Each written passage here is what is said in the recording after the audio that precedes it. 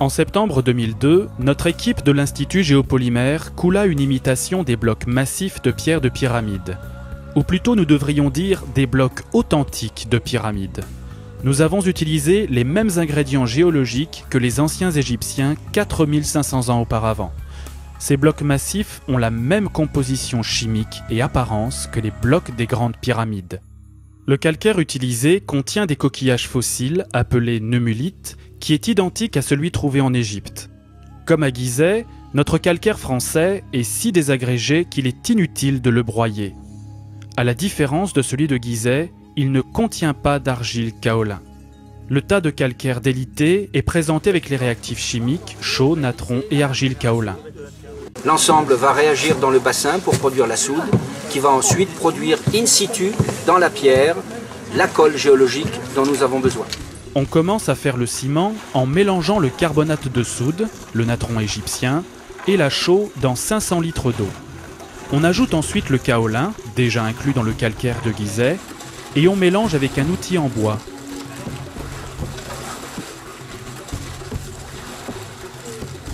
On plonge 1 tonne de gravats de calcaire dans le bassin et on le mélange avec le ciment. Quelques jours plus tard, l'eau s'est évaporée du bassin, il faut sortir le calcaire désagrégé pour faire le bloc. Examinons le mélange. 95% d'agrégat calcaire et seulement 5% de colle géologique. Entre 12 et 17% d'eau lui donne la consistance de sable humide. On presse le mélange dans la main et il garde sa forme. Le mélange pourra durcir.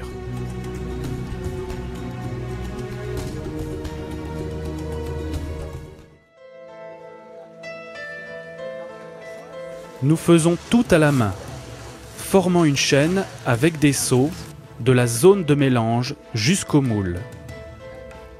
On verse le mélange de béton calcaire dans le moule et on le tasse avec un outil appelé une dame.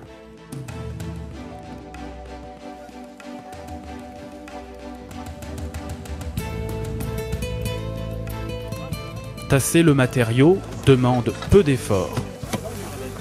Le compactage donne de la cohésion et le mélange donnera une grande dureté pendant la phase du début de prise.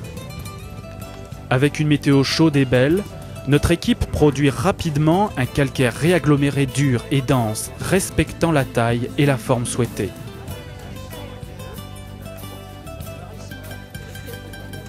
Le moule est fait avec de petites planches de bois, qui seront réutilisées plusieurs fois pour faire d'autres blocs. Avec cette météo idéale, le procédé s'applique facilement, il est si simple. 4 heures plus tard, nous démoulons. Le calcaire synthétique ressemble à une pierre naturelle. Nous n'observons aucune trace d'empreinte du bois. Joseph Davidovits présente les 4 premiers blocs déjà réalisés. Les 2 gros blocs pesant jusqu'à 4,5 tonnes, plus humides, ont donné un fini lisse. Les 2 petits blocs pesant jusqu'à 1,3 tonnes, les moins humides, ont donné un fini plus rugueux. Celle-ci, son aspect correspond à un calcaire que l'on retrouve sur les sites des pyramides et qui a l'aspect d'un matériau taillé grossièrement. De même que cette pierre, c'est un faciès que l'on retrouve très fréquemment sur les gros blocs. Les joints entre les blocs sont aussi parfaits.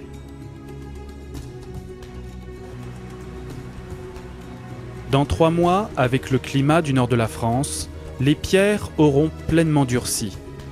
Dans 4000 ans, les futurs archéologues proclameront-ils que ces imitations de pierres de pyramide sont du calcaire naturel ?